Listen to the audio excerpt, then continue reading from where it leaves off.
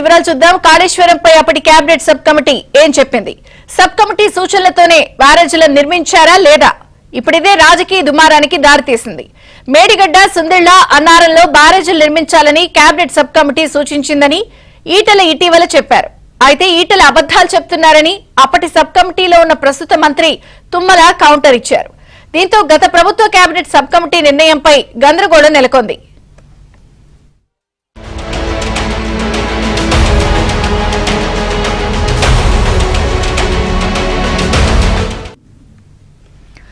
ఇదే సమయంలో Kaleshwaram project sub committee minutes ను ఈటెల బయటపెట్టడం చర్చనీయాంశంగా మారింది. మొదట అప్పటి సబ్ కమిటీ మినిట్స్ ఇవ్వాల్సిందిగా జస్టిస్ ఘోష్ కమిషన్ ప్రభుత్వాన్ని కోరింది. ఈ నెల 30లోగా ఇస్తామని ప్రభుత్వం చెప్పింది. ఈలోగా ఎంపీ ఈటెల మినిట్స్ ను బయటపెట్టారు.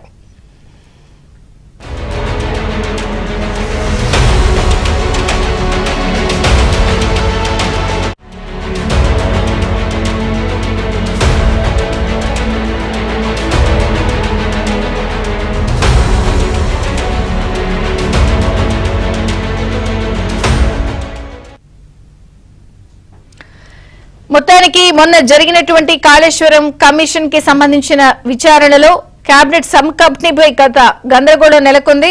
మినిట్స్ ఇవ్వాల్సిందిగా జస్టిస్ ఘోష్ కమిషన్ ప్రభుత్వాన్ని కోరింది. ఈ నేపథ్యంలో అటు ఈటెల వర్సెస్ తుమ్మల స్టేట్మెంట్స్ ఒకరినొకరు కౌంటర్ ఇచ్చుకోవడం నేపథ్యంలో కొంత గందరగోళ పరిస్థితి నెలకొంది.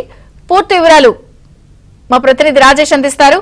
Rajesh, good afternoon Vijayachandrika. మొత్తానికి కాళేశ్వరం ప్రాజెక్టు పేరిట టీఆర్ఎస్ ప్రభుత్వం 10 ఏళ్ల పాటు అధికారంలో ఉండి చేసినటువంటి అవినీతి అక్రమాలపైన కాంగ్రెస్ ప్రభుత్వం అధికారంలోకి రాగానే విచారణ చేస్తామని చెప్పినట్టుగానే కాళేశ్వరం కమిషన్ ఏర్పాటు చేసింది. Kaleshwaram commission chairman PC Ghosh అధ్యక్షతన ఇప్పటికే పలుమార్లు ఆర్థిక శాఖ మంత్రిగా పనిచేసిన ఈటెల రాజేందర్ను, అదేవిధంగా ఇరిగేషన్ శాఖ మంత్రిగా పనిచేసిన హరీష్ రావును, అదేవిధంగా మాజీ ముఖ్యమంత్రి కేసీఆర్ని ముగ్గురిని కూడా కాళేశ్వరం కమిషన్ స్పష్టంగా విచారించింది. విచారించేటువంటి సందర్భంలో కాళేశ్వరం ప్రాజెక్టుకు సంబంధించినటువంటి రీడిజైన్లు కావచ్చు, కాళేశ్వరం కమిషన్ యొక్క ఎక్స్పెక్టేషన్స్ కావచ్చు, అంటే ఎందుకు రేట్లు పెరిగాయి, ఒక ప్రాజెక్టు ముందనుకున్నటువంటి వ్యయానికి ఆ తర్వాత భారీగా కాళేశ్వరం ప్రాజెక్టు యొక్క ఖర్చు పెరిగిన దానికి గల రీజన్స్ ఏందంటూ దశల వారీగా ఇద్దరు మంత్రుల నుంచి, అదేవిధంగా మాజీ ముఖ్యమంత్రి నుంచి వివరాలు తీసుకున్నటువంటి పరిస్థితి ఉంది. అయితే దీనిపైన గతంలో క్యాబినెట్లో నిర్ణయం జరిగిన తర్వాతనే కాళేశ్వరం ప్రాజెక్టుకు సంబంధించినటువంటి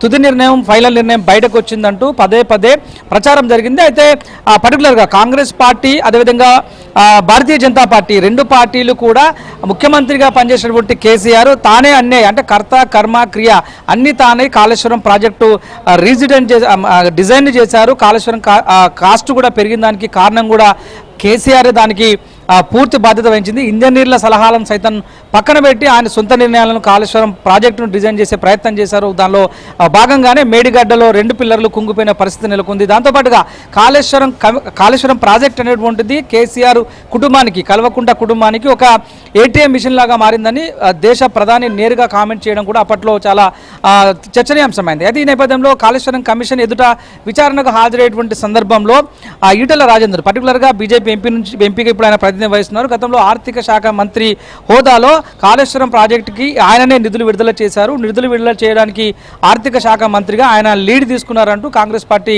మాట్లాడే ప్రయత్నం చేసింది. దానికి కౌంటర్గా ఇది క్యాబినెట్లో చర్చించి నిర్ణయం తీసుకున్న తర్వాతనే ప్రభుత్వం ముందుకెళ్ళింది. టెక్నికల్గా మిగతా అంశాలన్నీ కూడా ఆయా ఇంజనీర్లు కాళేశ్వరం ప్రాజెక్టు కోసం పనిచేసినటువంటి నిపుణుల పర్యవేక్షణలో మాత్రమే జరిగిందంటూ చెప్పే ప్రయత్నం చేశారు. అయితే ఈ మధ్యకాలంలో వరుసగా కాళేశ్వరం ప్రాజెక్టు రీడిజైన్స్కు సంబంధించినటువంటి అంశంలో క్యాబినెట్ సబ్ కమిటీని అప్పట్లో బీఆర్ఎస్ ప్రభుత్వం ఏర్పాటు చేసింది. అందులో చైర్మన్గా హరీష్ రావు ఉన్నారు, సభ్యులుగా తుమ్మల నాగేశ్వరరావు, అదేవిధంగా ఈటెల రాజేందర్లు, ముగ్గురు మంత్రుల ఆధ్వర్యంలో క్యాబినెట్ సబ్ కమిటీని ఏర్పాటు చేశారు. అయితే ఆ క్యాబినెట్ సబ్ కమిటీలో తీసుకున్నటువంటి నిర్ణయాలు ఏవైతే ఉంటాయో ఈ మినిట్స్ని ఇవాళ మధ్యాహ్నము ఈటెల రాజేందర్ అఫీషియల్గా వాటిని రిలీజ్ చేశారు. క్యాబినెట్తో సంబంధం లేకుండా ముఖ్యమంత్రి కేసీఆర్ నిర్ణయం తీసుకున్నారంటూ వస్తున్నటువంటి వార్తలపైన, అదేవిధంగా తుమ్మల నాగేశ్వరరావు ఇచ్చినటువంటి స్టేట్మెంట్ ఏదైతే ఉందో అసలు క్యాబినెట్ నిర్ణయమే జరగలేదు, క్యాబినెట్ నిర్ణయం జరగకుండానే ఏకపక్షంగా కేసీఆర్ నిర్ణయం తీసుకున్నారంటూ తుమ్మల నాగేశ్వరరావు ఇచ్చినటువంటి అఫీషియల్ స్టేట్మెంట్ ఏదైతే ఉందో దానికి వివరణగా ఈటెల రాజేందర్ ఉద్యమ కాలం నుంచి సుదీర్ఘకాలం ఉన్నటువంటి వ్యక్తిగా, రాజకీయాల్లో 40 సంవత్సరాల అనుభవం ఉన్నటువంటి వ్యక్తిగా,